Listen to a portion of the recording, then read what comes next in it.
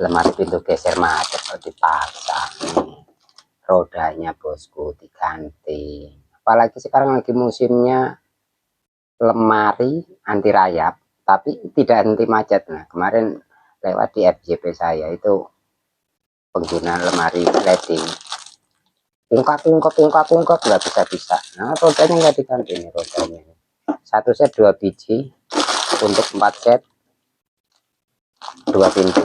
Nah ini untuk 2 pintu 4 set.